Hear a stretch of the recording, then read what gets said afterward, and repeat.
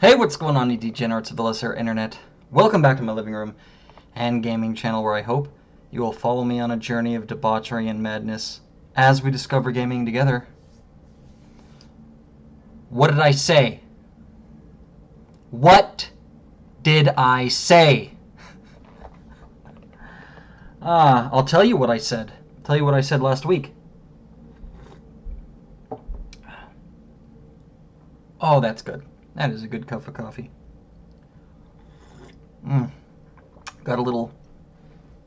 Got some peppermint cocoa, peppermint chocolate,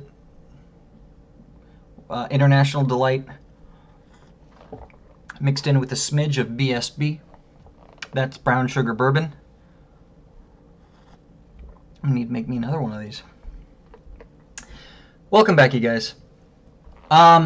This is episode whatever. This is the weekly episode of my little show I like to do, where I just like to talk about video game shit. Some of it's current events, some of it's general, industry politics, new games, my stupid fucking opinions, all that good stuff. Just want to remind everyone, to like and subscribe if you like my stuff, if you like what I do. Actually, give me a like. But if you really like my stuff, give me a sub.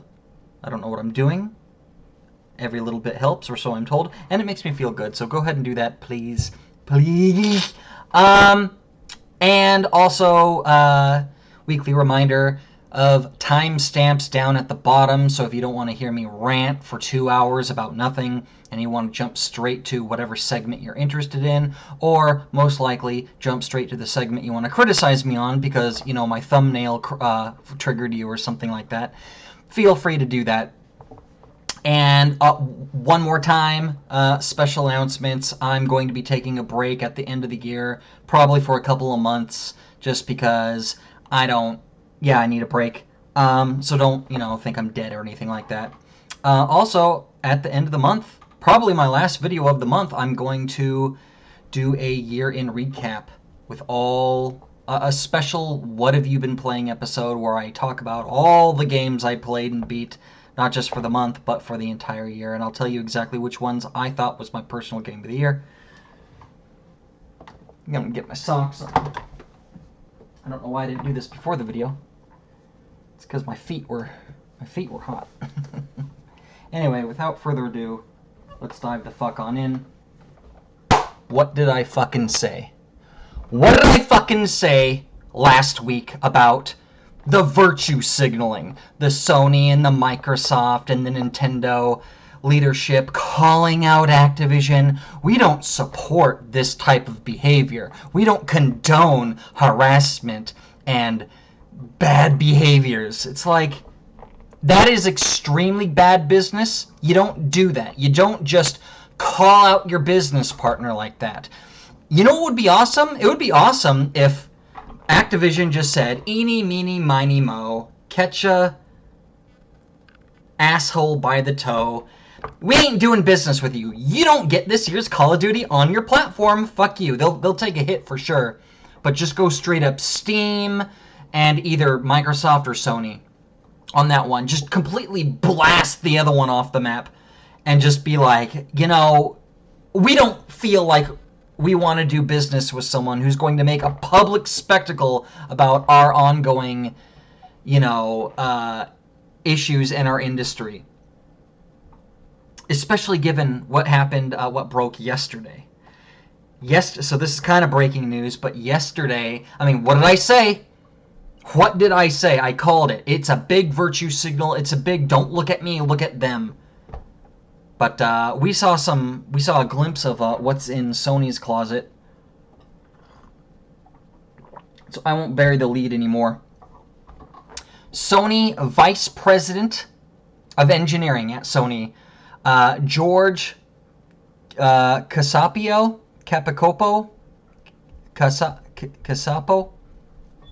Italian last name. He got busted in fucking 4K. He got fucking busted trying to solicit a 15-year-old boy. Or what he thought was a 15-year-old boy. There's a YouTube channel called, I I didn't write it down. I don't want to botch the name. It's like Catch Prez or something like that. Anyway, I don't have a problem with the YouTube channel at all. They do great fucking work. You know, anything to get these fucking filthy assholes off the street.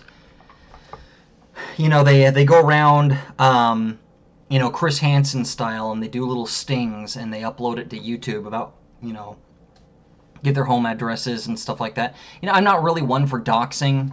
You know what I mean? I'm not an absolutist. You know, especially when it comes to social and or political issues. You know, when it comes to freedom of speech, gun rights, and other things. I would say I'm probably center. I'm center there with a lot of those views, but I'm not an absolutist. I don't absolutely, unequivocally believe in some of these things to the extreme, no matter what. I don't. One thing I really don't like is doxing. I don't believe in doxing. I think it's bad. I think we shouldn't do it. Just because you don't, you know, agree with someone politically, or, you know, whatever the case may be. I don't really believe in doxing. However, I certainly do when it comes to fucking pieces of shit like fucking George Cacapuco,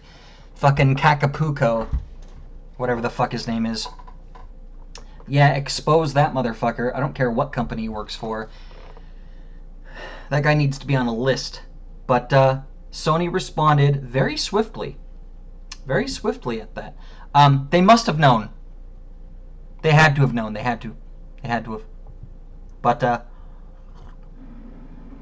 they responded very swiftly. I think it was a tweet. They issued out the day of very promptly. They just said that we are aware of the issue and the man has been fired. They didn't say anything else. No extra bells and whistles. No virtue signals this time. Just, we are aware of the issue. He has been terminated. They want to back away from this thing as quickly and cleanly as possible. I gotta be honest, Sony handled it pretty legit. They were on top of it. Swiftly, they fired him. No ifs, ands, or buts. No apologies. No statements. No follow-ups. No justifications. No, we're looking into it. Just boom. And it was pretty swift. And their little PR statement was kind of good too. Again, no virtue signaling. Just, you know, we are aware and it's been dealt with. And now I'm pretty sure they're going to go dark on the whole issue until, you know, Bobby Kotick gets randomly accused of, I don't know, raping someone Me Too fashion or something like that. But, you know, that's all bullshit. That's all virtue signaling. That's all Me Too nonsense, you know. I don't like to defend Bobby Kotick. I don't like to defend Activision. But I absolutely will when it comes to real fucking shit. There's a difference between some fucking Twitter queerdo crying on the internet about how Bobby Kotick needs to lose his job because someone took a picture of Bill Cosby or what? I don't fucking know. The big fucking difference between that and this fucking George guy at fucking Sony that was literally caught trying to, in a sting, trying to fucking pick up a boy. So if you didn't know, I don't know the complete ins and outs of the situation, but he was texting with someone who he thought was a 15-year-old boy. They were talking about sucking dick. Oh, yeah, I sucked my friend off the other day. Oh, that's so hot. Did you come? Oh, yeah, he asked for it. He asked me to come in his mouth. Oh, that's so cool. Like that shit. Like, are you really 15? No, seriously, are you really 15? He's like, yeah, my birthday was 2 weeks ago. Like, that was the... I'm paraphrasing, but that was the transactions. He invited him over to his house, and when the guy came over there, it was a grown-ass man with a fucking phone. It's like, hey, look, you got two options. We could either have a conversation, or I'm calling the cops right now. I'm hoping he called the cops. I'm hoping he just straight the fuck up. Said, look at these texts. But, man. And it just so happens to be the vice president of engineering over at Sony. He worked on the PlayStation Store. Pretty sure he worked with, Mark Cerny on the PS5. The vice president of engineering at Sony for over 8 years. Sure as hell he did work on this shit. Might as well have the fucking, the PlayStation name on it. But yeah, doth protest too much. You know, these far left, these male feminists, these far left weirdos who, outcry against all the bad behaviors. Just out of the blue, they just like can't contain themselves and they explode spontaneously, spewing condemnations for bad behaviors across the board. It's like, what are you talking about? I'll always be suspicious of that shit. Always. And it's always the same thing. It's always that. Always. Always, always. So when Microsoft and Sony and Nintendo all came out at the same time and condemned Activision for Me Too bullshit, I knew something was up. I knew something was up. Now, granted, this is just one guy. It's not the entire... It's not the entire thing. But Sony just got hit, not last week. I didn't cover it, but they just got hit last week with some allegations of some misconduct there. One of the higher ups, not as high as vice... God damn, my mustache is like curling into my mouth and it's bugging the hell out of me. They just got hit last week over something like this, and now this happens. My gut tells me Sony knew about this.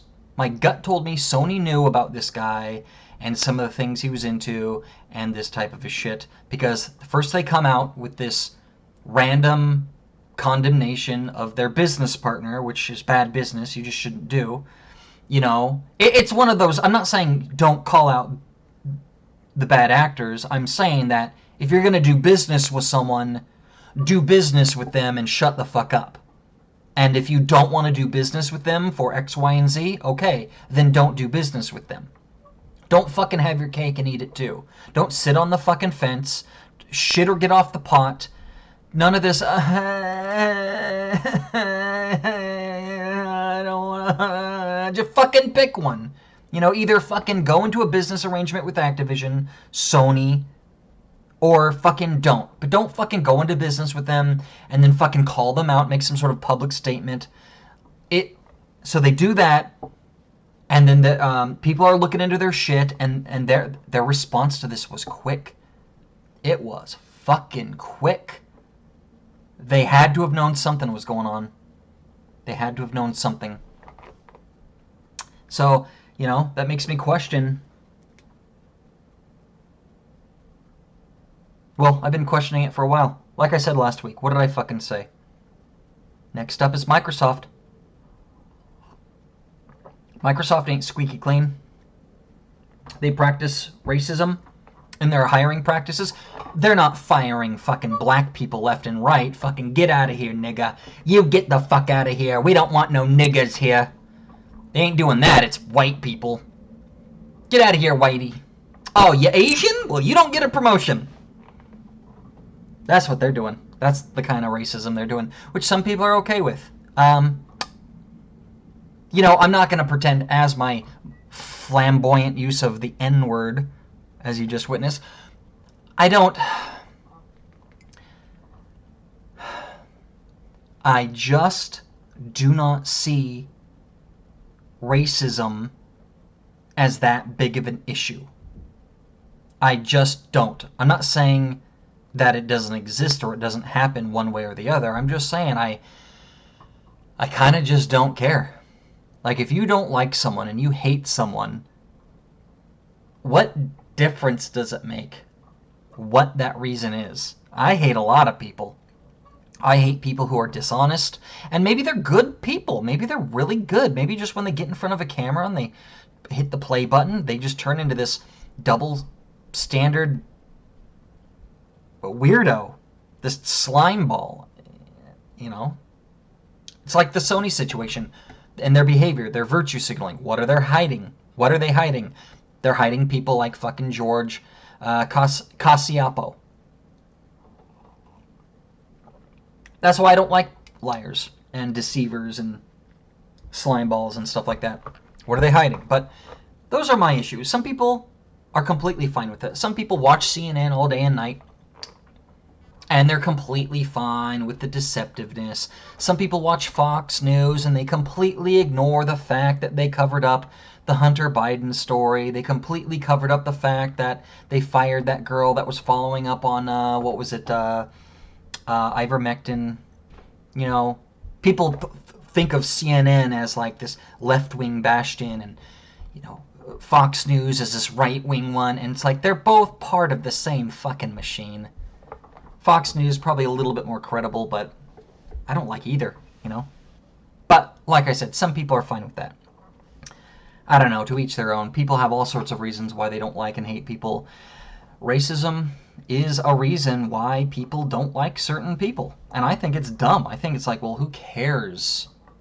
Who cares what their skin color is? Who cares? That's not a reason enough, but people do. But with all other things, I think there's other reasons that are so much more important. People don't hire people because of tattoos and the way they look and whether they're fat or skinny, or, you know, who they're affiliated with or how old they are, and all sorts of other reasons. Why do I need to fucking shit the bed just because people don't like that this person's skin color is a little too dark or a little too light?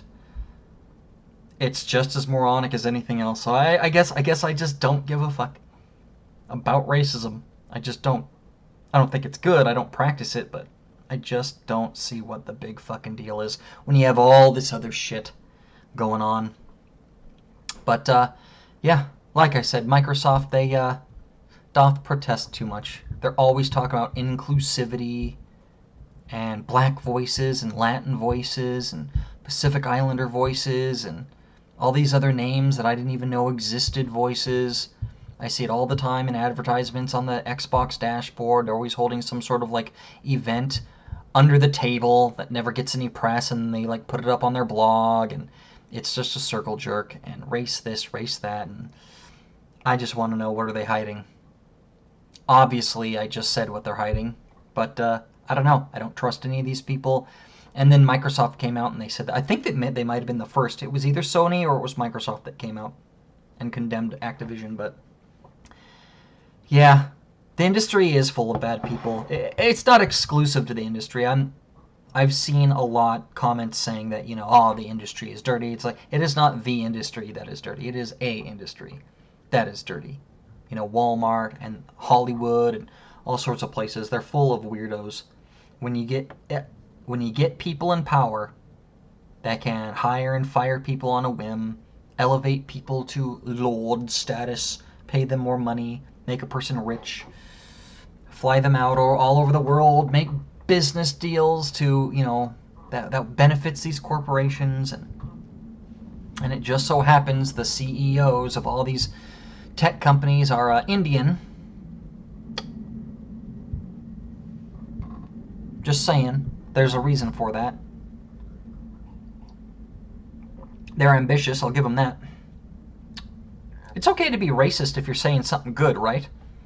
Like those fucking Indians. Goddamn businessmen and women. Smart as fuck. The fucking gooks. Those goddamn chinky Asians and their huge brains.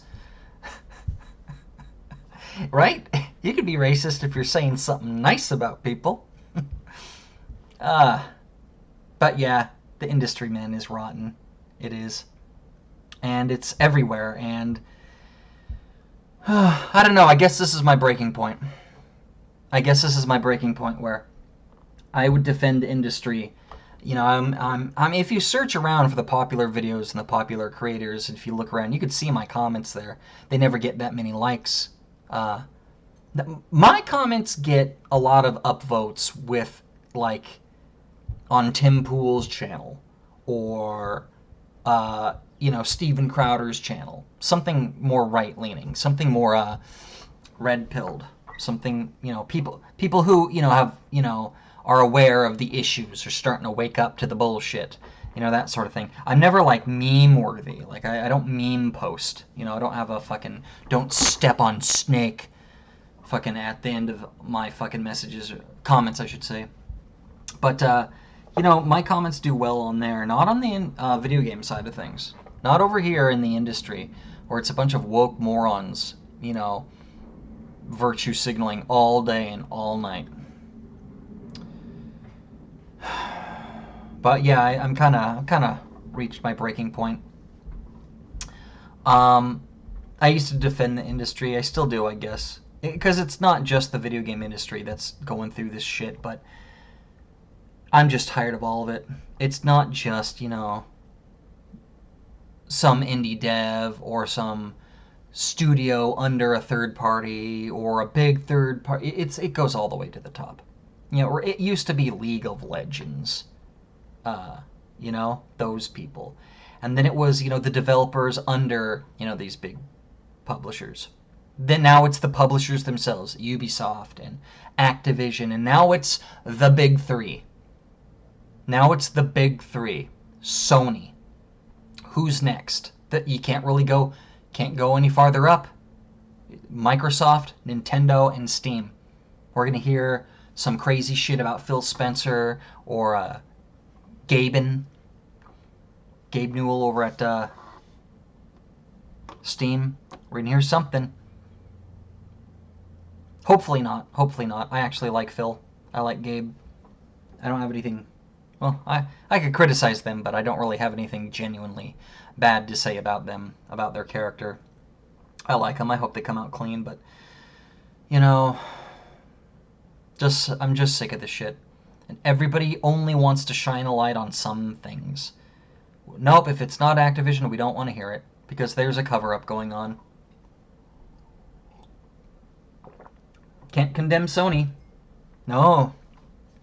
Right now, there's a lot of outlets and a lot of independent creators not talking about this. Off the top of my head, I just want to give a shout out to Spawnwave. I don't love his opinions, but Spawnwave talked about it. RGT85 talked about it. Quartering talked about it. As of right now, there's a couple of them that are usually pretty Johnny on the spot with the subject.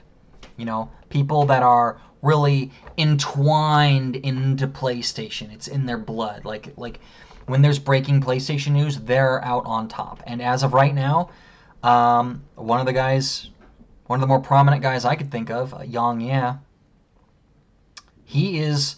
I've gone on the record to say he's a big PlayStation fanboy.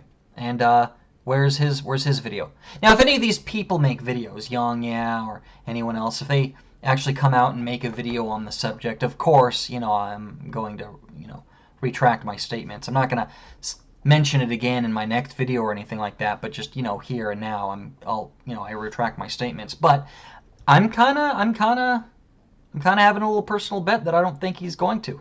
That's why I mentioned him by name. He's a big Sony fanboy, and he doesn't want to lose his sweet, access to his review copies of games. IGN isn't talking about it, and that fucker Dan Stapleton, I hate him so much. He has to be my worst hated guy in the industry right now. Dan Stapleton at IGN. I've talked about him before. He's such a fucking blatant liar and shill. I've called him out personally. My God. My fucking God. I baited him in a conversation once on a IGN video randomly. I called him out very lightly, and I pretended like I was stupid. I was like, "Dude, why didn't you say anything about this?" And I got him. He responded, "I got him," because I knew he did. I got him. He fucking responded back with his big old fucking forehead. Actually, and I don't remember what the topic was, but it was about, fuck, I don't remember what the topic was, but I fucking baited him on something I knew he fucking did. And I was like, well, why didn't you say anything about this? And when he came back to say he did, I was like, oh, okay, now what about this, and this? And I specifically referenced his fucking fake review and not beating the Outer Worlds. Is that it? Yeah, the Outer Worlds. It's like, well, why did you pretend to beat it? How many hours did you put in it? Why'd you lie and say that it was 40 plus hours long to beat the damn thing when it doesn't even take 20 hours to complete it? Of course he didn't say anything to that. Fucking piece of shit. Anyway, he was called out on Twitter for not covering this. He was specifically told, I mean, he's the editor-in-chief over there at IGN. I'm pretty sure he told people, don't fucking cover this. don't fucking do it. I don't know. But he was called out on, why aren't you covering this? And he gave some stupid corporate answer about how it's not news, because it's just some rando that has nothing to do with the industry. Really? Man. Look. Like, if he takes a swing at me, he will never be the fucking same. But if I saw this guy in real life, I wouldn't fucking go out. Like I said, if he took a swing at me, I'd fucking get mine in. But other than that, if I saw this guy in real life, he would get the verbal accosting of his lifetime. I would be loud. I would scream. I would get in his face. Fucking punk bitch. I hate that guy so much. That's what I mean. There's so many reasons to hate people. Who gives a fuck what color his skin is? This guy could be black as midnight. I hate his fucking guts. Or white as a snowflake like he is. Don't give a fuck. That is such a stupid reason to hate people. This is a reason to hate a person. This dishonest bullshit. Fuck. Anyway, I'm fucking done. Let's move the fuck on from this piece of fucking shit. George Cassiapo, former Vice President of Engineering at Sony. Burn in fucking hell. Alright. Next up, let's talk about... Thank God there's some booze in my drink today, huh?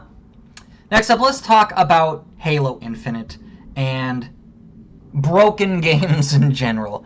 So, Halo Infinite comes out tomorrow, officially. People have been playing the multiplayer for a month now. Early access and all that stuff. It's been open to the public. There's been some backlash there. I talked about. But today, I just want to talk about... just kind of go over the game a little bit and talk about a broader issue. Just games being broken and unfinished these days. That being said, the game is getting pretty well liked. It's got an 86 on Metacritic. It's got an 86, a couple of hundreds. Not that, these review scores are, not, they're not absolute, It's very rare when I agree with, a hard 9 or something like that. But, usually if a game gets a 9 or a 90, it's usually an 8. If a game gets an 8, it's usually a 7, and so on and so forth. Unless there's some sort of like woke element involved, and then the inverse is true. Then this 7 game is actually a, it's inflated. But, actually that makes no sense. It's still higher than it normally would have been. Anyway, Halo Infinite, the campaign, is coming out tomorrow officially, or at midnight tonight. And I'm going to be playing it. I'm going to give it some time to cool off, get the servers running. If there's a day 1 patch that needs to be done, let that in. But I looked at a couple of reviews. I'm not seeing tons of performance issues, crashes, things like that. The game is performing well. The game's graphics and visuals look good. I'm going to be playing, and I can't wait to say this too, I'm going to be playing on my Xbox Series X.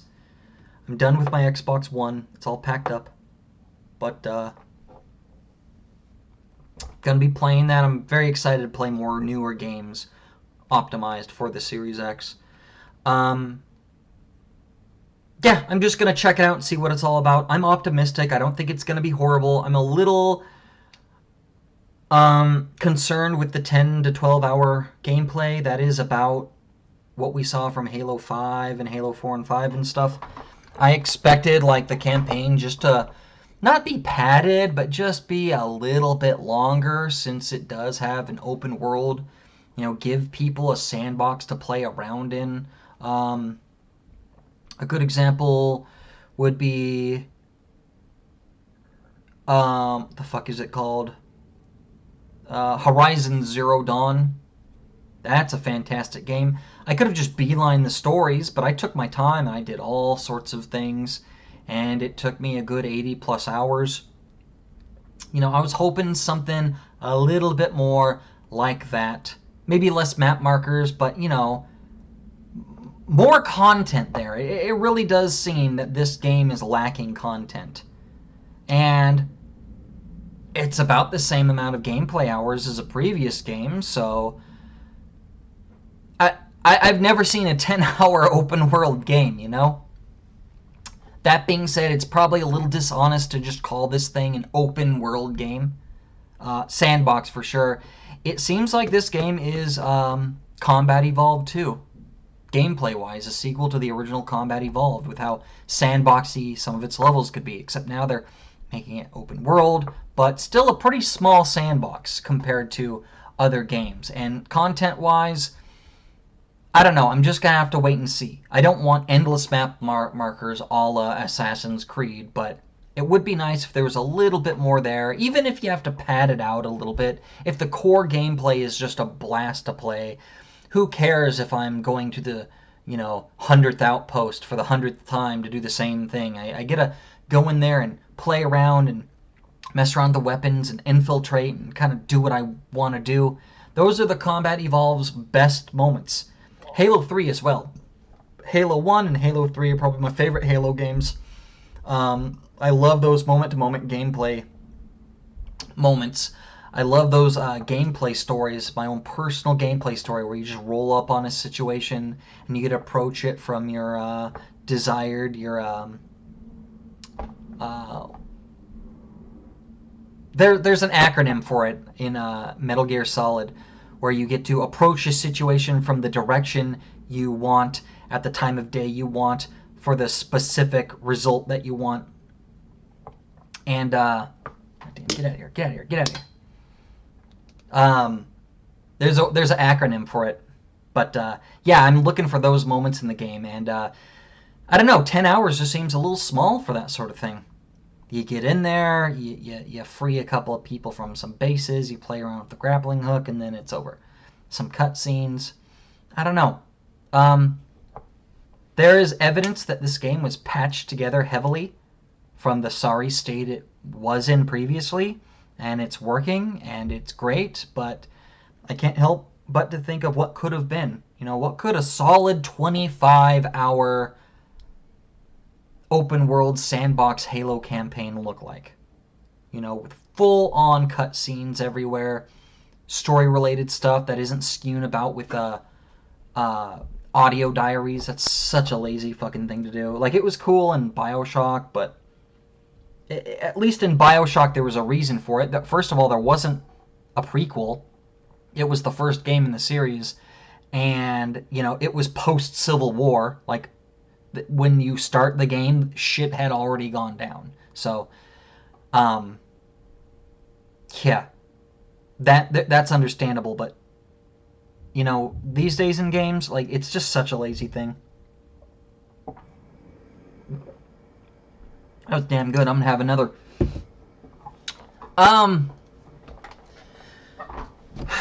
I don't know. I don't have much else to say. The goddamn thing's coming out tomorrow. I'm gonna play it tomorrow. You'll have played it tomorrow. Chances are, by the time you see this video, you'll already be playing it. But I don't know. It's pretty standard fare. There's some good stuff. There's some bad stuff. We're just gonna have to wait and see. But there's a lot of things that were to the point. A lot of things that were cut through this game. Now, if you didn't already know, they hired on... what was his name? I forget his name. Some guy over at Bungie, one of the OG creators of Halo that has worked on all the games. He bounced out with Bungie.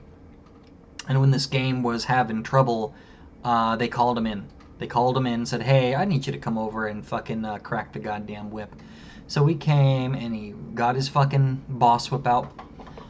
Whoosh! And he fucking cracked the goddamn whip into, the game is now in the state that it is.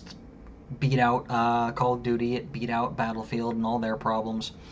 And things seem to be going pretty well. Can things go better? Sure. But, I don't know. I want to condemn this game because it was botched. Even though it was saved at the end, there's still so much that was lost.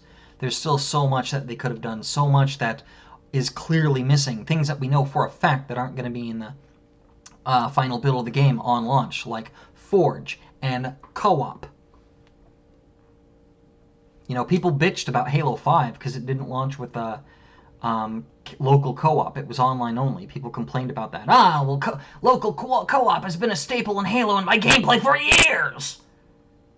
And because of technical limitations, they couldn't do it. It never got that local co-op, by the way. And now here's Halo Infinite launching without co-op at all. Not even online co-op. So it just goes to show how broken and unfinished big games are these days. People call things AAA, and people laugh at the term quadruple A. I'd laugh too if this is what AAA means. AAA doesn't mean what it used to mean. I know traditionally it's just supposed to describe the budget put into a game. I don't know what that number is exactly, inflation and what have you, but if you're putting in, you know, $500 million in a game and you call that AAA, you know, it's supposed to be of good quality. These games are supposed to be good. All the big games, the ones that people are really excited for, they all seem to have their problems. If the game isn't completely fucking broken, then it's completely missing and lacking modes and it's unfinished. Or there's some sort of controversy, some crazy bullshit that they got to do to ruin the game, like The Last of Us 2. I haven't played it yet. Here's the thing, I'm gonna get to it. I'm before I actually get a PlayStation 5, I'm going to complete my PS4 library. That's on the list, so it's coming here soon. I'm gonna play it. Pretty sure I'm gonna like it. Pretty sure I'm gonna like the game, but those goddamn golf clubs, you know what I'm saying? Hey, Tuin, you want up here? Come on up. Come on up. He'll come up when he's ready. They always got to do something to fuck up the game. Woo!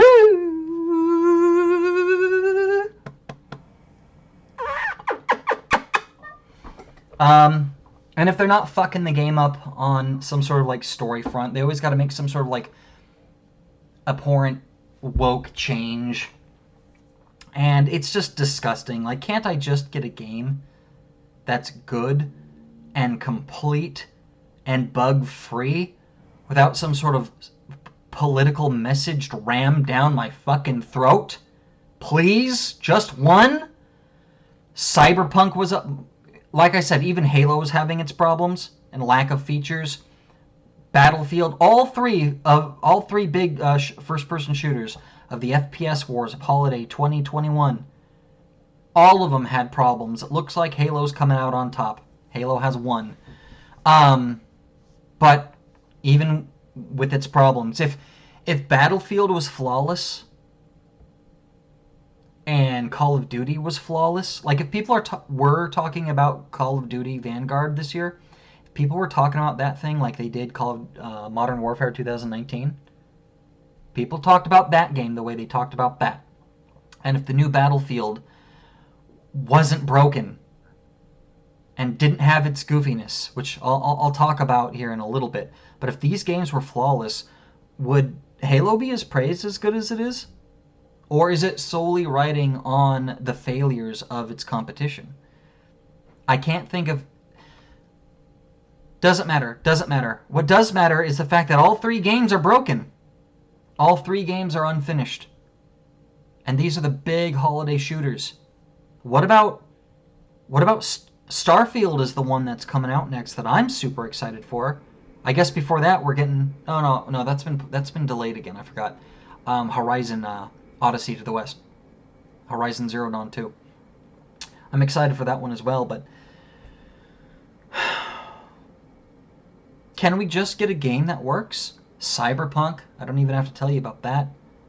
Every single big game is just busted, broken these days. Every single one. Even the indie games. Indie games, man, they don't... People praise indie games like they're the only ones that care and they do a good job. I've bought and played indie games that were just fucking broken and they never went back to finish them. They were just like, whatever. Scam games. Straight the fuck up. I'll give you an example. Graveyard Keeper. Graveyard Keeper looked really cool. I bought it and I played it. That game had a really good system going on, but something was off. At some point, the game just stopped. Like the story and the progress I was making and the dialogue and the questing, it just stopped. And the game was like, okay, build this and this and then this and then this that cost like tons of resources that makes you grind to death. And then the game just ends. There's a whole section of the game that just that they never took out, that they kept referencing and talking about. The village, the castle. And you never get to go there. And the developers just halfway through the game decided to not finish it. They even joked about it in the game.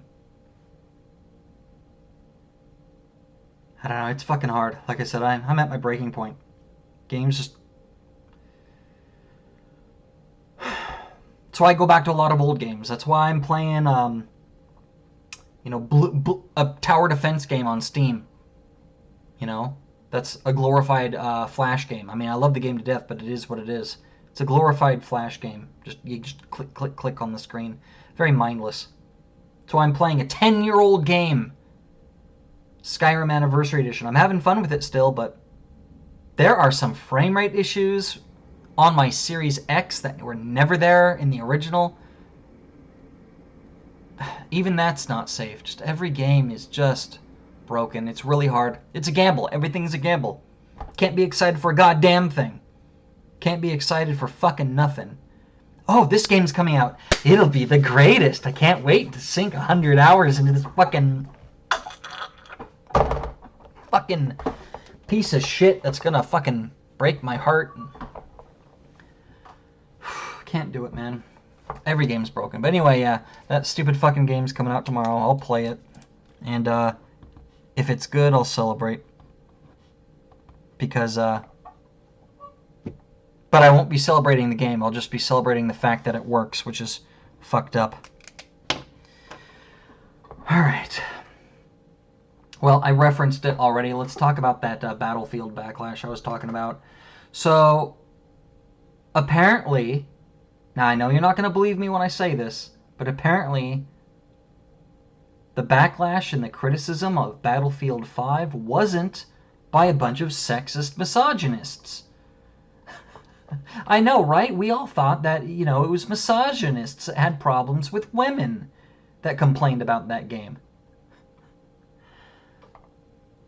There is a Santa Claus controversy going on with Battlefield 2042, I think it's called. I have trouble with the new Battlefield. There was a Santa Claus controversy, and I remember hearing about it going, what the fuck are people complaining about now? Who gives a fuck? Who gives a fuck? And, you know, with the political nature of everything, especially the hate against, you know, anything white or Christian, pretty sure that's what it is. Pretty sure people are just complaining about that. You know, they wanted Santa to be black or something like that. I don't know. I don't fucking know. But I looked into it, and, you know, the criticism is actually legit. One of the biggest criticisms from the hardcore community of Battlefield is the overall tone and nature of the new Battlefield 2042. It's just too damn goofy. Or so I'm told. I haven't played it. I ain't gonna play it. But I hear it's just too damn goofy. You got the weird quips of people in the character screen, victory dances, just all out fucking Fortnite goofiness, and people hate it. People hate it. And the Santa skin is just fuel on top of the fire. You know, this would have been something cool and nice, just stand alone, just on its own, but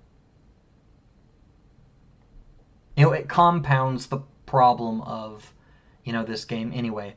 I had the same problem with Call of Duty. Like, they had the different Call of Duty skins and stuff in Modern Warfare 2019. I was heavily into that. I got a couple of the battle passes and I was playing that for a while. Some of the skins were kind of nice. And then, you know, Halloween, I remember Halloween rolled around and everybody, they gave out, you know, these pumpkin masks and I think it was Leatherface from Texas Chainsaw Massacre. Oh, and Saw. God, that one was dumb. People were running around with the Jigsaw mask from Saw, and it just looked goofy and stupid.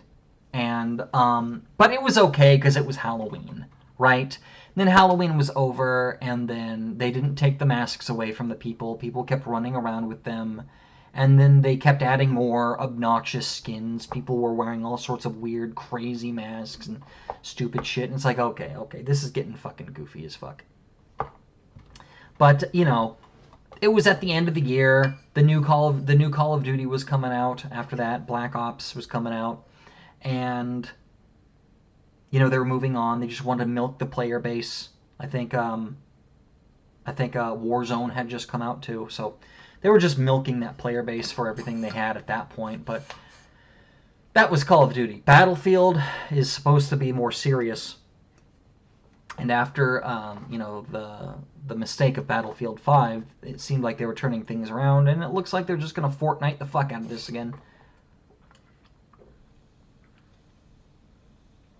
But this really isn't about Battlefield 2042 or the Santa outfit or the backlash. I just wanted to point out that the backlash for this was exactly the same as it was in Battlefield 5, when people were complaining about the same thing. That's it. There's no extra descriptors. There's no explanation. There's no deep dive. The criticism that they're having now with this game was the same criticism that they had with Battlefield 5, and its goofiness, and its disregard for historical events, and its change of tone, its unwanted change of tone to put a spotlight on, I don't know, wokeness, you know, female, you know, paraplegic warriors on the front lines with prosthetic limbs. That's goofy, man. It's ridiculous. It's fucking clown town. And people criticized it then too, but then people were calling people misogynists. All the journos and the pundits who like to fucking climb up on their fucking pedestal and fucking virtue signal to everyone because they want their free fucking codes for the games. Like Yong fucking yeah, which I'm pretty sure he ain't gonna fucking... I'll be very surprised if he fucking makes a statement about this. Yeah. Same fucking criticism, same backlash, except now you can't claim misogyny. You can't claim racism. You can't claim ableism this time. Yeah, thought that was funny. Not really funny, but just it is what it is.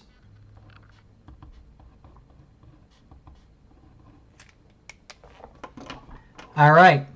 I got two more things I want to talk about here. Man, this is going pretty I'm kind of zooming here, aren't I? Did I miss a one? No, I didn't. Yeah, this will probably be a shorter one. Hasn't even been an hour, and I'm down to my two final topics. This one, I'm not going to talk about this one very long, but I did want to talk about PlayStation Spartacus. Codename Spartacus over there at Sony PlayStation is apparently the answer to Game Pass. It's Sony's answer to Game Pass, even though we've already had an answer to Game Pass. It just isn't that good. In fact, PlayStation Now is the basis of Microsoft's Game Pass to begin with. I don't know. Oh, I did miss one. Did I not write it down? Holy fucking shit.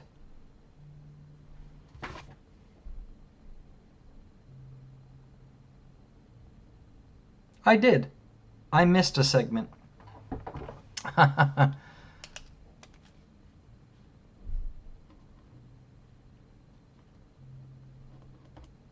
thought I wrote it down. I don't know what's going on. I don't know what's going on. Anyway.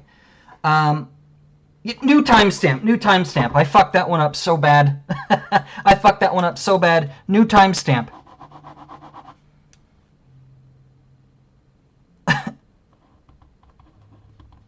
All right. New timestamp. I fucked that one up. Oh, was that the same one? Shit. PlayStation Spartacus, the answer to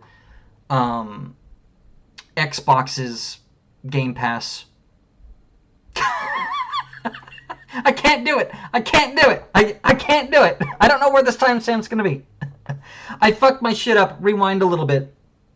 Yeah, I don't have anything else. I don't really have anything to add here other than I think they're Gaikai, the fucking streaming technology service that they bought to put PlayStation Now on. I think that is just a bust. I think by the time they got everything up and running, it might have been a decent streaming technology at the time of. I remember when they bought this thing back in I think it was the PlayStation 3 era. I think. It was at the end of the PS3 era or the beginning of the PS4 era. It was a generation ago. And they bought this streaming technology. And apparently it was really good, really state-of-the-art stuff. And it probably was 10 years ago. But now it can't compete with, Microsoft's Azure cloud services and Amazon's, what the fuck is it called? WPD? Their cloud shit. Yeah, it just can't. It's very obvious. It can't.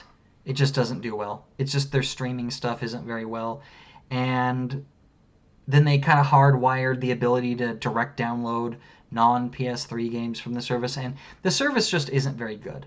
It needs to be gutted, and maybe that's what this is. Maybe they will. Maybe this PlayStation codename Spartacus answer to Game Pass will just be some sort of massive patch that's going to be rolled out to the PlayStation Now service. Or maybe they're just going to ditch PlayStation Now entirely and just roll with, whatever this Spartacus thing is. But apparently it's going to be like a tiered subscription service. Just, I don't know. The whole thing reminds me of that meme, like, yo, dog, I heard you like subscription services. So we got a subscription service to go with your subscription service at, that sort of fucking shit. Do you guys remember that shit? That meme? Yo, dog, I heard you like too many subscription services. We got PlayStation Now, we got PS Plus, but to be fair, the big three all have pedophile problems. The big three have two services. Microsoft has Game Pass and Gold. Nintendo has Nintendo Online, and then they have their other tier for the Nintendo 64 games. And then PlayStation has Now and PlayStation Plus. But it looks like they're going to have even more. I heard this new Spartacus is going to be a 3-tiered system. So that's the thing. I'm looking at this like, that's fucking dumb. They're not going to have 5 different PlayStation subscription models. But then at the same time, it's like, that's what these companies do. They do dumb shit. So I don't know. Are they going to do the dumb fucking thing that they always fucking do? Or is it going to be like, this is so dumb, how could they... I don't know what they're going to do. I don't know. I really don't fucking know. All I know is they have a subscription service. They have an answer to... They have a fucking answer to Game Pass. They just don't utilize it. I don't know what to do with this. I don't know what they're going to do with this. I really don't. If it were me, right? If it were me, I would just improve PlayStation Now. I know a lot of people don't know PlayStation Now, and not tons of people are excited for it, but it doesn't take that long to get people talking about shit. Just look at Fortnite. I don't know if you remember, but when Fortnite launched, nobody gave a shit. It was some game that kind of looked okay, but nobody bought, and yeah.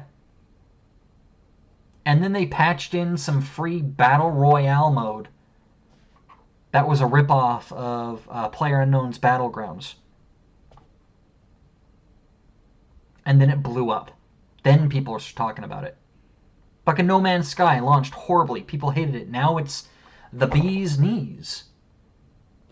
Sometimes that just happens. And PlayStation Now, They got the framework, they got the service, they got the games. They just need to advertise it. And they need for Christ's sake, they need an answer to back compat. Like, how goddamn hard is it to fucking back compat the cell processor? I know it's a difficult little sumbitch, but the PS3 came out fucking like 20 years ago. You telling me that you can't fucking emulate a 20-year-old console? Fucking hackers on the internet have already done that. Just give us something that we could download. Make the service more viable. Put some more of your fucking first-party shit in there. You don't have to go day one like fucking Microsoft does, but Jesus Christ, give us Ratchet and Clank and Horizon Zero Dawn and shit like that. Put a 1-year timestamp on this shit. Fix it.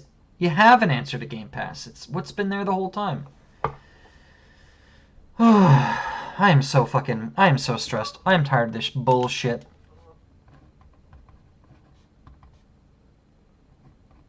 Alright. Let's talk about something.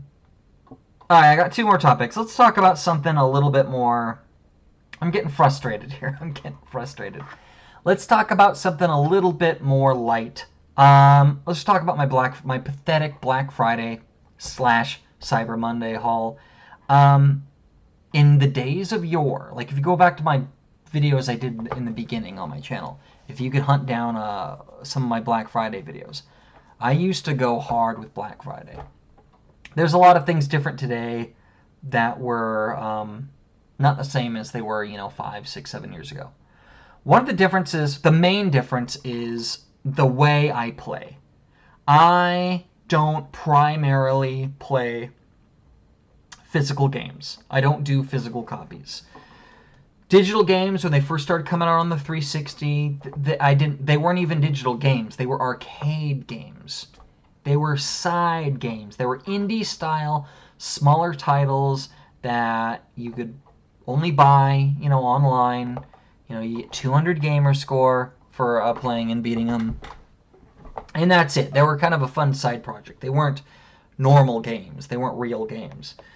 Nowadays, there's no distinction between a digital-only online game. Ooh, excuse me. A digital-only game and a physical game. No distinction at all. In fact, there is no exclusive physical game anymore. There is no, this game comes on a disc and it's not available digitally. None of that. Every game on the Xbox and PlayStation and even Nintendo are all available digitally. I have watched the sales numbers year over year go from mostly physical to half and half to now overwhelmingly mostly digital. So that's a thing. That's a thing. And me personally, I like my games digital. I do. I understand the whole digital rights movement and games preservation. That's a strong thing we need to pay attention to. I hate the thought of, a Sony CEO and a massive scandal and the company goes bankrupt and all of our fucking online games just go out the window. I hate that idea, but physical shit doesn't last forever either. Physical shit doesn't last forever. Discs, they deteriorate. They're made of physical plastic. They're gonna fall apart. I'm not saying they're gonna turn into dust like you're opening up a tomb or something like that, but one day you're going to take the game disc out of its case, put it into your fucking 20, 25-year-old system, and it's just going to crack down the fucking middle. That's just what happens. That happened on camera when I was talking about it for some reason. Metroid Prime 2. Forget why I was talking about it, but I had the case and I was waving around here on camera. I took it out and everything, and very careful, and it fucking snapped right there in my hand. Shit does not last forever. So I just like the comfort and the ease of access. I like being able to go into my menu, going into my library. That's what it's called now. At least on the Xbox side of things.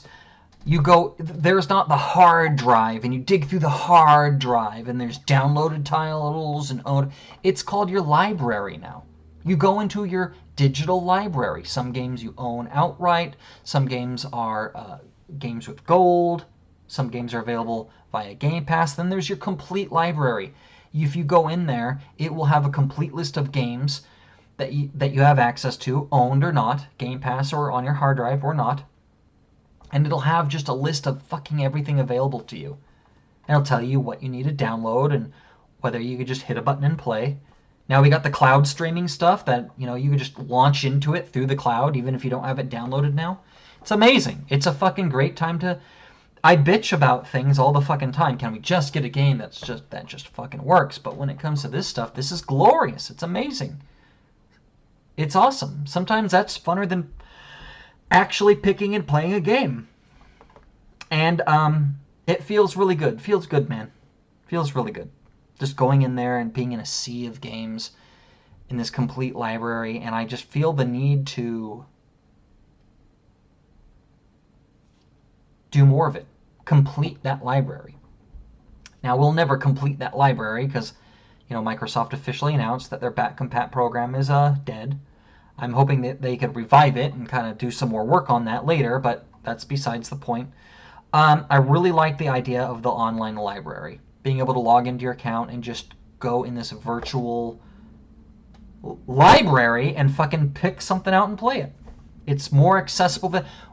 When these companies talk about accessibility, this is the type of shit I think of. The true meaning of the word. Not just, what can we do to help out some disabled kid who has an interest in video games. No offense there. But just being able to have access at your fingertips to unlimited resources when it comes to video games is a great feeling. And putting in a disc is not my cup of tea. I fully support the next wave of consoles, whether it's the PlayStation 6 or an upgrade console, just not have a disc drive at all. Just not doing it. There's a couple of older Xbox One games I'm going to mop up with my disc drive. I'll put in the old discs. Hitman 2, for instance, if that doesn't come out. I don't think Hitman 2 has come out digitally. I don't think they've given it away for gold yet, but I think that's an example of a game I need to get to. I played one, loved, I think the 2016 reboot. Played that, loved it. I need to get to Hitman 2, and I own it physically. Actually got it on Black Friday. But I need to get to it, and the way I'm going to get to it is I'm going to pop the disc in, probably, on my Series X, and play that. So there's a couple of games I need to go back to, but after this generation's over and I went through all my old shit, I'm thinking I'm probably done. I'm probably done with physical. If I could just play digitally forever, that's fine with me. Don't have to worry about discs breaking. Don't have to worry about losing them, people stealing them. You don't have to worry about the disc being scratched or defective. You know what I mean? It's great. It's really great. So that's a big reason why I'm not super heavily into Black Friday anymore. I just don't play physical games. I would, even if I have to pay a little bit more for the digital copy, I'd rather just have the digital copy so I could at least future-proof it. There's always going to be a chance that, one of these games is going to, its rights are going to run out, or the licensing, and it's going to be pulled from the online store, and that's going to suck. That always does. However, I'm pretty sure that in the modern age these days, these companies are writing more, I'm not going to say unlimited, but more time-friendly contracts in, the paperwork that says, after 10 years, you're not going to yank this game off of our digital storefront just because our music license was up. No. You give us that license for this game specifically forever, or fuck off. Or at least make it 50 years. Or something like that. Something crazy like that. But, these games, that have real-world music in the radio when you're in your car, like Grand Theft Auto or some shit like that. Like, these fucking games, after, 5 or 6 years after the license runs out, and then we can't have access to it online, like, that sucks. But I'm pretty sure they're wising up and they're writing these things. And I mean, they have to. They have to. Microsoft doesn't like pulling Forza Horizon 4 off the storefront. You can't download it anymore and buy it. because some real-world music license was, like, I'm sure they don't like to do that. You know what I mean? Pretty sure there's people, I mean, with all the buzz that Forza Horizon 5 is getting, because it's a fantastic game, I'm pretty sure there's a lot of newcomers there that have never played Forza Horizon before, and they got into it with 5, loved the scenery, and they're like, you know what?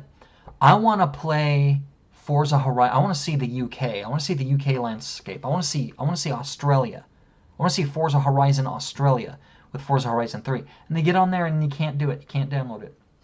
I'm sure that's happened. So, I'm pretty sure these companies are wising up.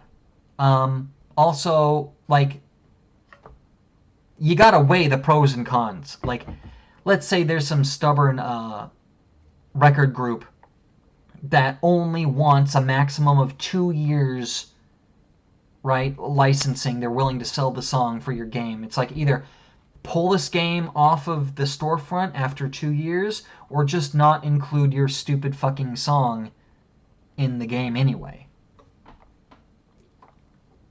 But hopefully, I mean, money's involved, right? It's the obvious thing to do here, obviously. You know, make the better decision, make the right choice, obviously, right? But like I said, these companies just do stupid shit all the fucking time. So you never know with them. But at least when it comes to this, they like money. You can't imagine that Microsoft and Sony like pulling some popular game off of their storefront a couple years later and lose out on all those sales just because a licensing agreement expires. No, they're going to be smarter about these licensing agreements. When it comes to their lawyers and these contracts, they're pretty smart about that stuff. So I don't imagine they're going to screw themselves much longer. But anyway, like I said, nobody likes a game just randomly being pulled from the storefront. But when it comes to the assurance that, 20 years from now, a game could still be on this, with the PlayStation 7, with the PlayStation 8, the Xbox whatever, the Xbox One again, the Xbox One too, the Xbox ONETOO, 20, 30 years from now, fuck, I'm gonna be 70. I'll be dead. I'm gonna be dead before I'm 70. Too many mistakes have been made.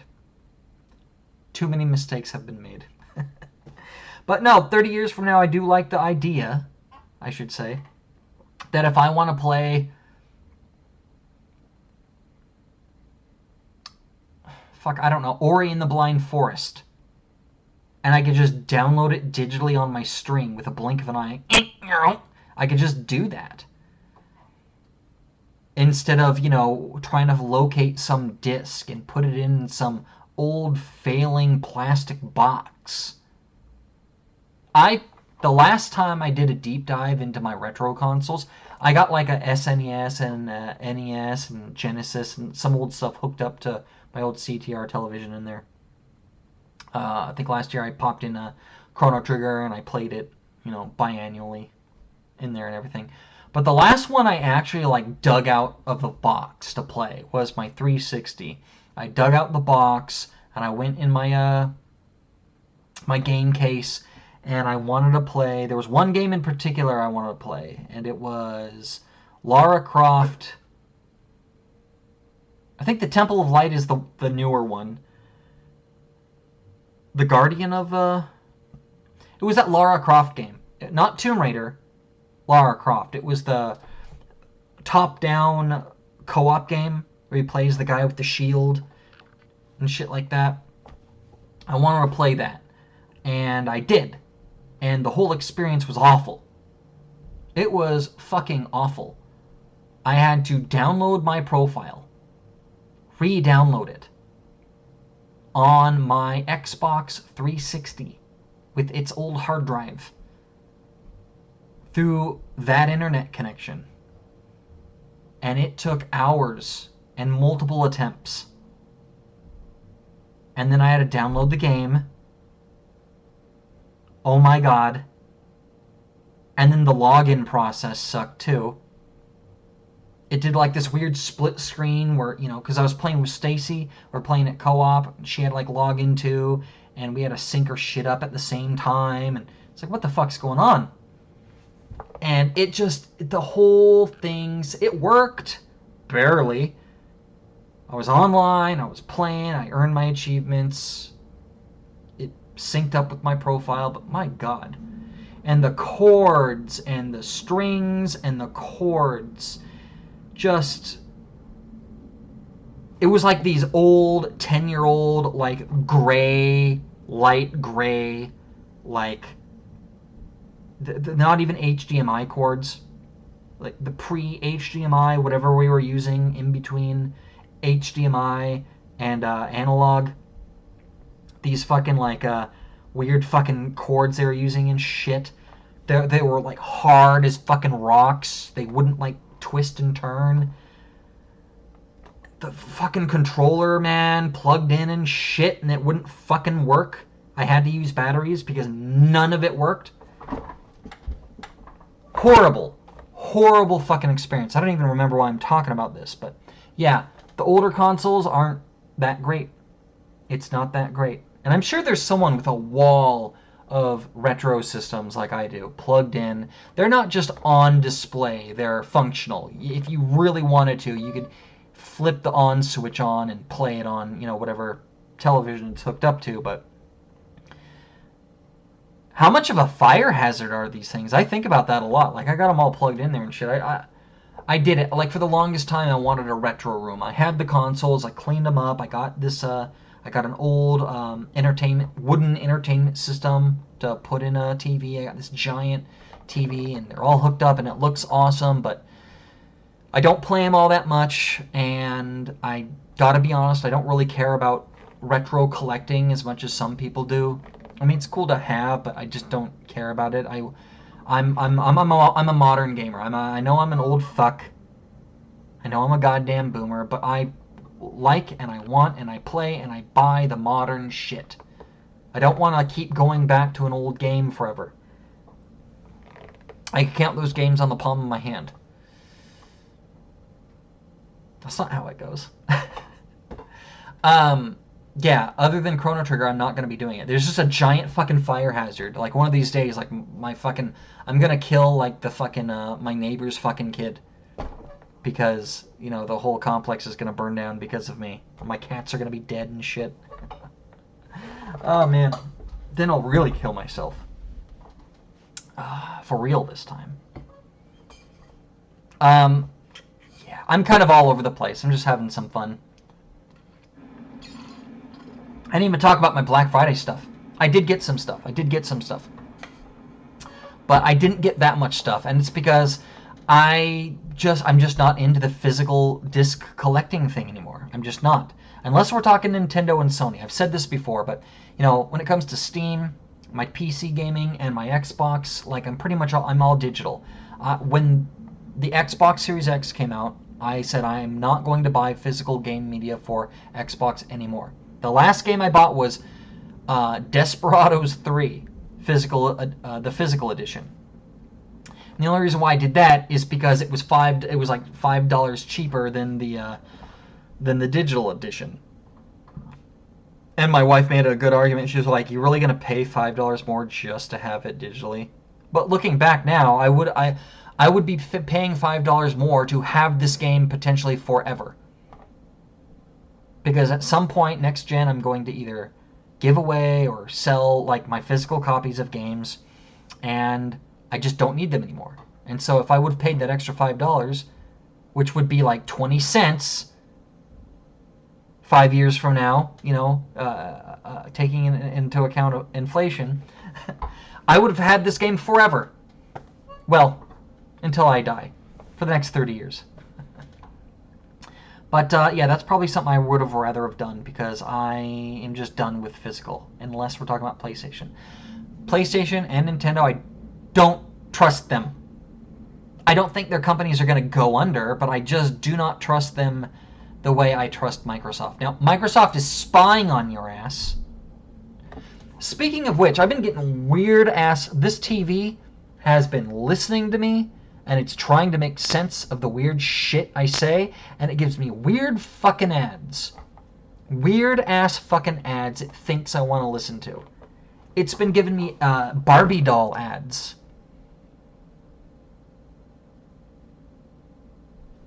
It's been giving me Barbie doll ads, and I swear to God I'm not a pedophile. Doth protest too much, Turbo?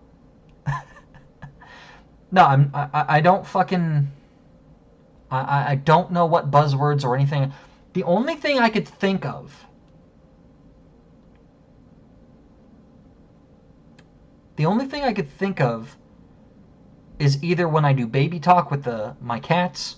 I'm like, oh, the little baby, right? Or when me and Stacy are out here fucking and, you know, she calls me daddy or something like that. That's the only thing I could think of that the TV is like, it wakes up and like, huh? Are there kids in here? Here's a Barbie ad. Here's a dollhouse ad. Yeah, it gives me some weird ass fucking shit. So, anyway, Microsoft sells my data. I know that. I don't like that. But that aside, the spying shit aside, I trust them more with my digital rights. I trust them not to just delete my account or to just start a free-for-all yanking all sorts of games from my library. You know, I trust them that if, you know, Xbox ever goes under, or if Microsoft decides to just get rid of the Xbox brand or sell it off or something like that, I trust them to preserve what's there. Make sure everything's on a hard drive, on a server somewhere, and they just transfer the rights over, you know, to whoever it is they're selling.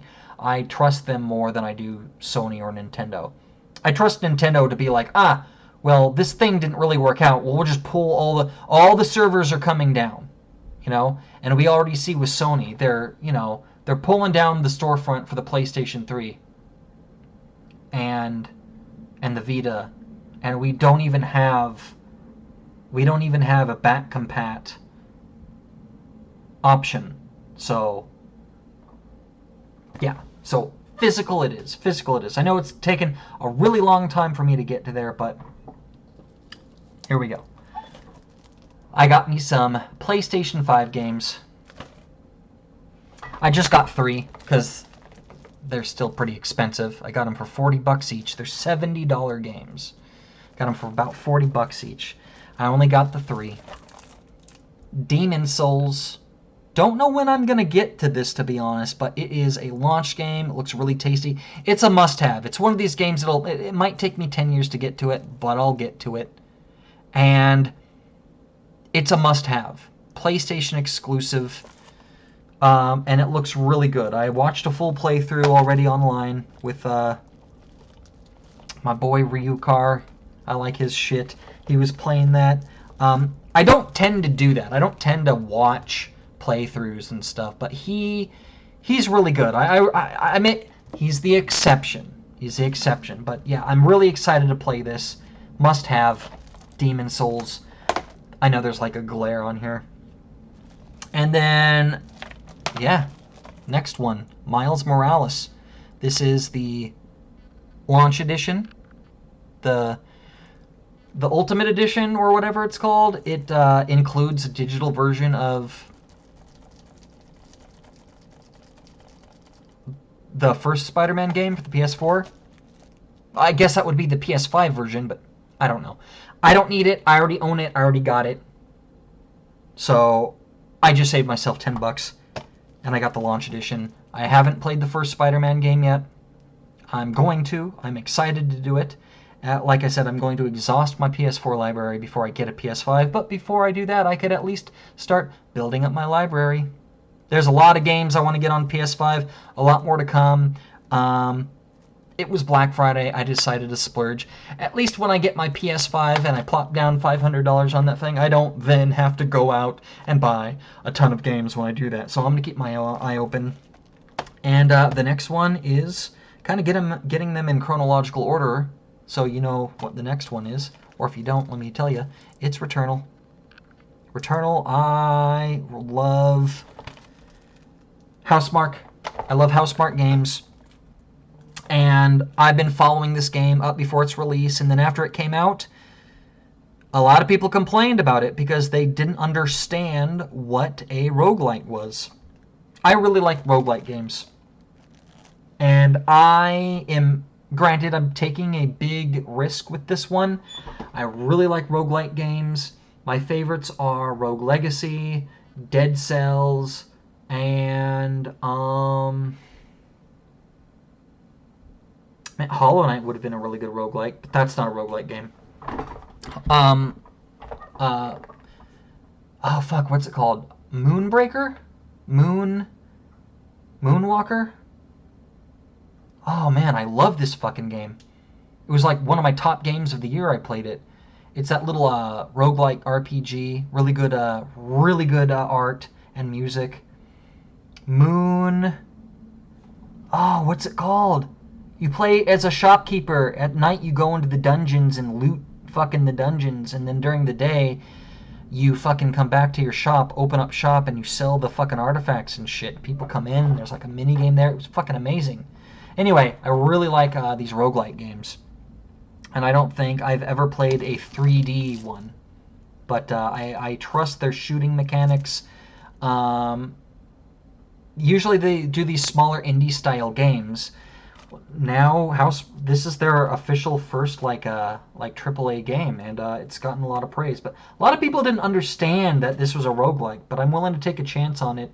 I'm pretty sure I won't like it as much as, some of my favorite roguelikes, and it is the first like 3D one that I think I've played or will play, so I'm excited for it. It's good to have in the collection. I'm starting to build it up here, guys. I'm starting to build up my PS5 collection. And I'm going to have a wall. I'm planning on having... my PlayStation 4 collection is about 30 strong. I don't have absolutely everything. I don't even have most of the stuffs there. It's pretty sparse, but I am only getting the things I want. And when it comes to the PS5, at least so far, the library is outpacing what the PlayStation 4 library was at the time of. I remember at this point of time, a year into the PS4, before I had one, there was only like 3 or 4 games that I wanted. When it comes to the PS5, we're just barely a year in, and there is like 10 games. So I got these 3. I want to get Ratchet and Clank. I want to get Ghost of Tsushima Director's Cut. I'm skipping the PS4 version, and I'm going to go straight to the PS5 version. If by any chance I hadn't gotten to it yet, if I hadn't gotten to The Last of Us Part 2, and they come out with a Director's Cut version, I'm probably going to opt to just get that and play that.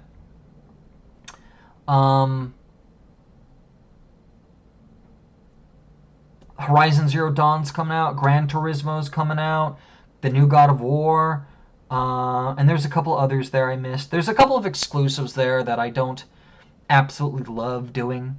Like if Dragon Quest 12 is like, it comes out first on PlayStation, I'm gonna get it on PlayStation because I'm a huge mega Dragon Quest fanboy, and I'm going to go, if Dragon Quest comes out exclusively on the iPhone, I'm gonna buy a $1,500 iPhone just to play it because I love Dragon Quest. But there's a lot of games on the PS5 that I'm really interested in, more so than the PS4.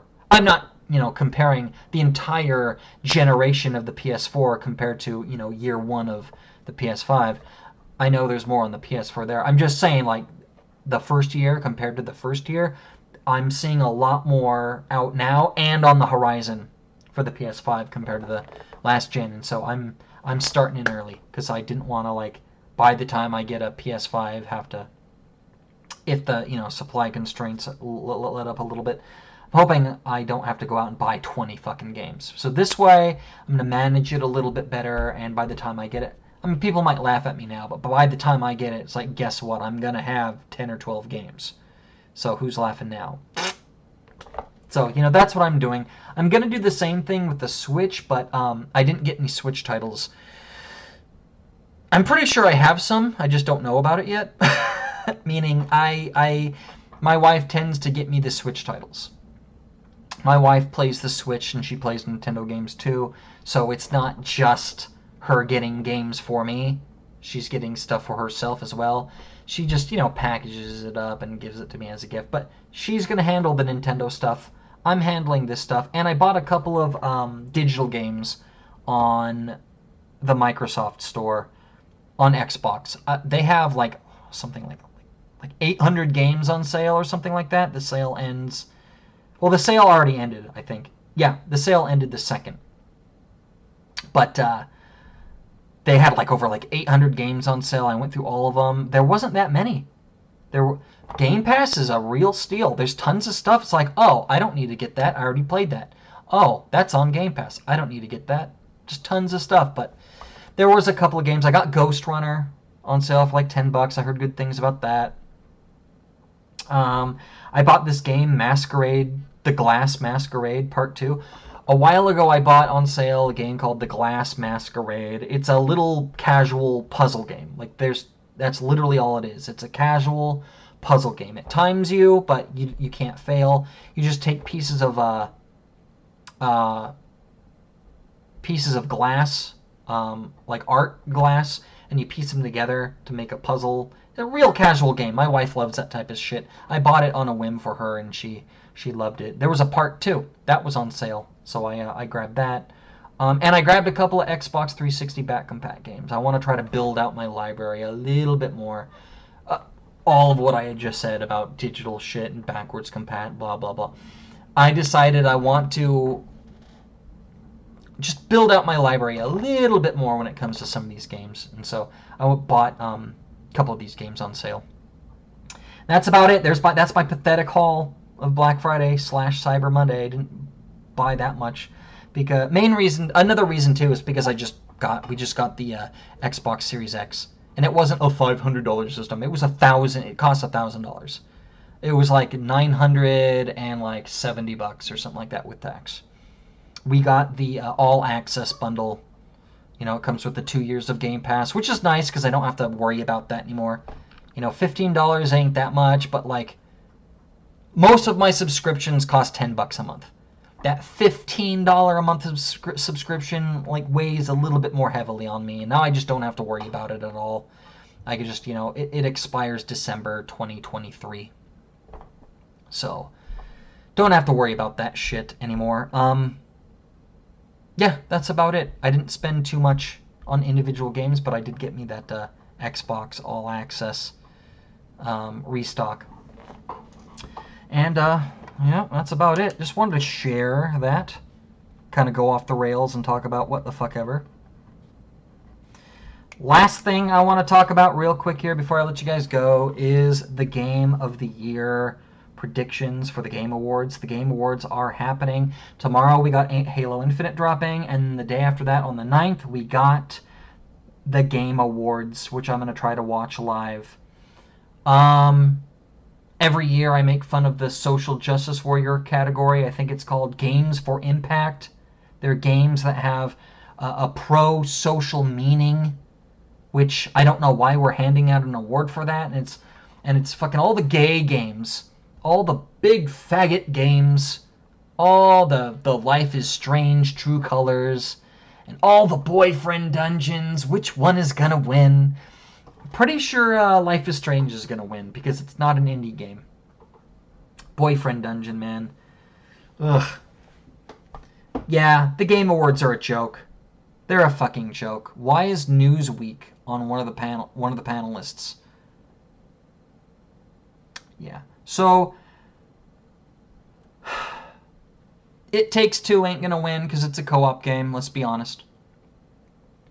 Metroid Dread, I personally wouldn't, rate it Game of the Year, but that one's not going to win because it's too hard. It really just comes down to Resident Evil 8, Resident Evil Village, and Deathloop. Forza Horizon 5 was gypped, we all know that. It really comes down to those games. And I would give it to Resident Evil 8. Personally, I would. Let's be honest, not tons of fantastic games came out this year. But I would give it to Resident Evil 8. That one's not going to win. That one's not going to win because journalists have a short memory. And that came out literally at the beginning of the year. Deathloop's going to win. I don't want it to. I don't think it should. I haven't played it yet. I'm not going to play it as a PS5 exclusive. I'm going to wait until it comes to Xbox Game Pass, and I'm going to play it there. I'm sure I'll like it. I like Arcane. I like their stuff. Although Arcane Leon is not the same as, the Dishonored group. The game probably would have been better if, the Dishonored group made it, but they're probably out making, what are they? They're making that stupid fucking gay vampire game. I don't know. But, yeah, Deathloop's definitely going to win. They're grooming this game for Game of the Year with its black protagonists. And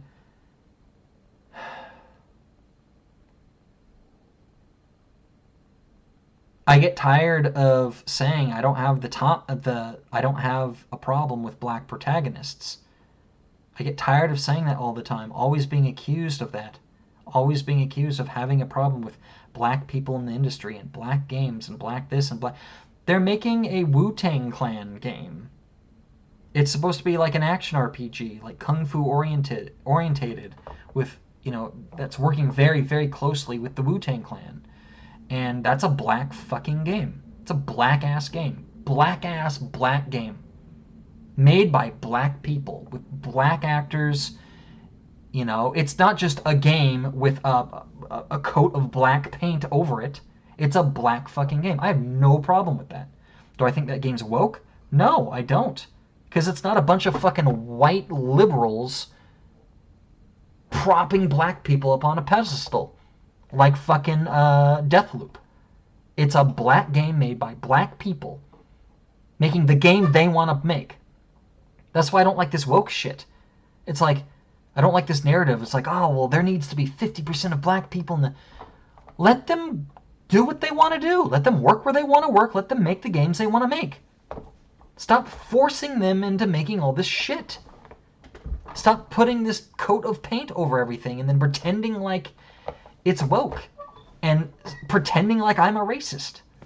I'm so tired of saying that shit, but that's the difference. This Wu-Tang Clan game sounds like it's probably not for me. I might check it out. I don't have a problem with the Wu-Tang Clan. I respect them. I respect them. I am actually kind of interested in seeing how it turns out. I really want it to be just like a good game, like all the cultural stuff aside. If it's just a great game, that'll be cool. That'll be cool. That's the way I prefer things are, not just some sort of coat of paint. And Deathloop ain't it, Chief. That is.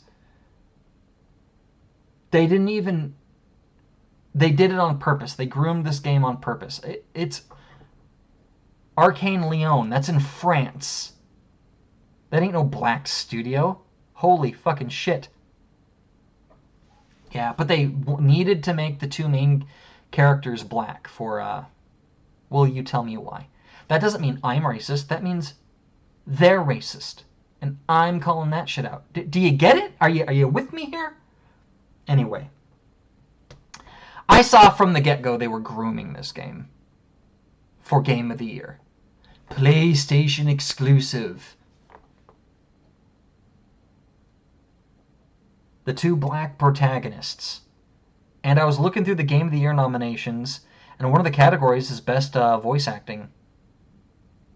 Both main characters, the male and the female leads, in Deathloop have a nomination. Yeah. They're grooming this game. They already nominated this game. This game shouldn't even be in the conversation of Game of the Year. But, here it is. I don't see Metroid Dread beating this game out. Fanboyism will only take it so far. There are two things stronger than fanboyism in the video game industry. The first one is wokeism. If the game's woke enough, people are going to vote for that. The journos are going to write about it. They're going to win the awards. And the other thing is corporatism. Sure, they bitch and whine and complain about changing Activision and changing the companies and the way the industry is. But then when Sony does something like this George Cassioppo guy, then we're not going to write an article about it because it's a rando that has nothing to do with video games. Says fucking Dan Stapleton. Two things stronger than blatant fanboyism. I mean, there's an obvious Sony bias in the industry over Xbox these days. But that fanboyism shit aside, two things stronger than that. The corporatism and wokeism. And Deathloop has the PlayStation fanboyism on its side, it's got the corporatism on its side, and it's got wokeism on its side. So you tell me. You tell me what's going to win. You heard it here first. Deathloop is going to win Game of the Year. Should it? No. And then when gamers complain about it, then all the journos are going to make fun of the gamers. It's a shit show, and I don't like the shit show, but at least there's going to be some announcements there. I'm looking forward to some of those announcements. Pretty sure a lot of them are going to be cringe, and I'm not going to care about it. Like, there's a rumor that there's going to be some sort of Sonic announcement, which, who cares? It'll probably be the movie trailer for Sonic 2. I'm calling it now. But, yeah, I just don't really care. But I'm going to watch it anyway, because it's all we fucking got. It's E3 now. That's what we got for E3. Anyway, that's my prediction. My personal Game of the Year, though, of the games mentioned, it would probably be a toss-up between Forza Horizon 5 and Resident Evil. Those are the two games that came out this year.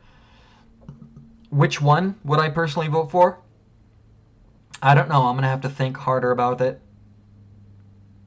I will include them. I will let you know my decision when I do my own personal Game of the Year, what have you been playing episode. But I haven't thought about it as much. That's about it. Right? Yeah, that's about it.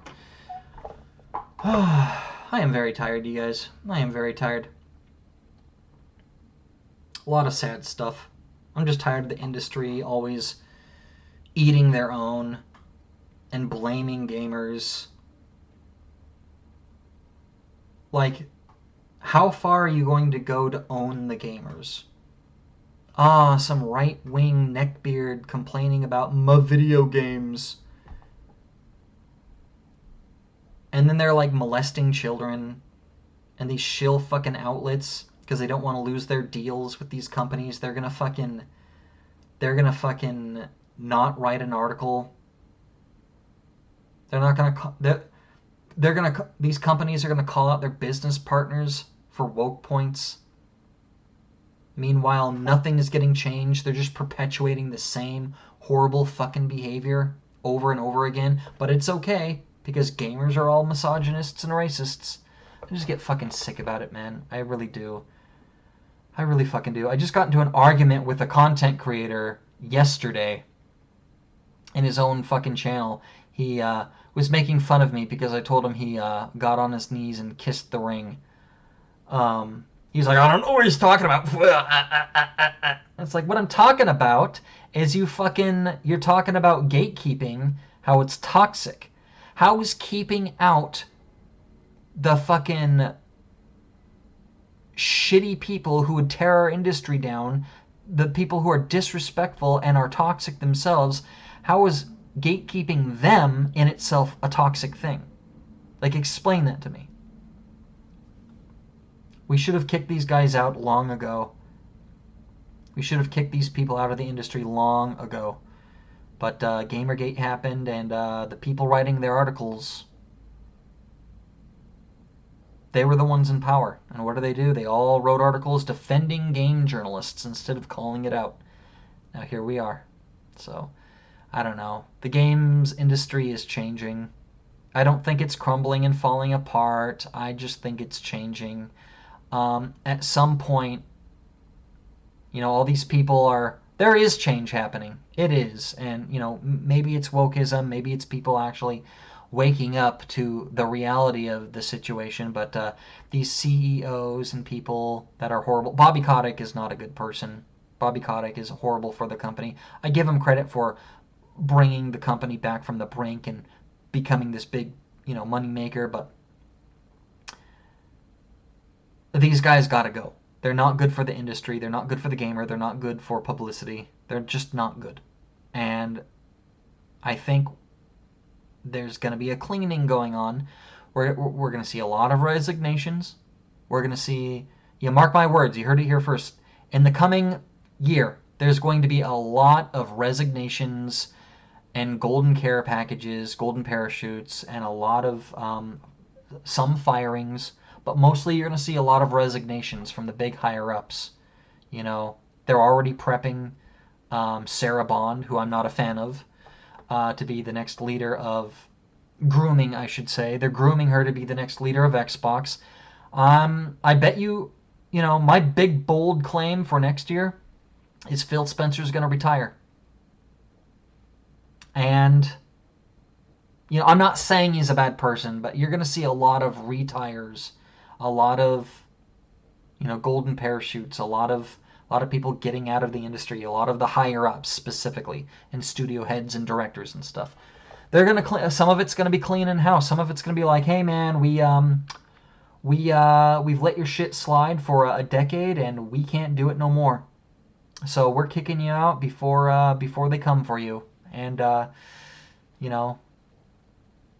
don't fucking say nothing and we won't say nothing. Bye. You're gonna see a lot of that. And then you're going to start seeing people underneath that, vice presidents and, people in marketing and stuff like that. They're going to go. And then finally, hopefully, the biggest problem are the people on the ground. Not the people in upper management that aren't there on the day-to-day. The people on the ground, the code monkeys, the art directors, the journos, people on social media. It's going to take a while, but I think, there's a lot of racism and pedophilia and immoral behavior on the ground level from your journalists and game developers that perpetuate this stuff within the company. And I think it's starting to make a turn. Right now, it's not for them. Right now, they're the ones doing the protests, waving the banners, trying to do this big distraction. Oh, but Black Lives Matter and transphobia and they're doing their thing as this big distraction. But that looks to me exactly like when Sony was trying to virtue signal against Activision. Look how good we are. That's what it looks like to me. And eventually, it'll come to the people down on the ground. Especially if upper management leadership changes. If they get all the bad people, not all, but if they get the bad people out of leadership, the less risky people, the high-risk people, if they're all out. And what you got is someone who rules with an iron fist and, no nonsense. They're going to start getting rid of the people below them, too. So, hopefully that could happen, because I'm really tired of just blaming gamers for absolutely everything. Blaming gamers for everything. Anyway, that's about all I have to say about this shit. I missed a timestamp in here, and it's really fucking bugging me. Oh. Yeah. Oh, well. Oh, fucking well. I'll see you guys next week. Keep on gaming, everyone. And don't ever fucking stop. Sorry, it was kind of a lame episode. Sorry I had kind of lame energy the whole time. Alright, peace out, everyone. Keep on gaming. I already said this, but keep on gaming, everyone. And don't ever fucking stop. Don't ever fucking stop.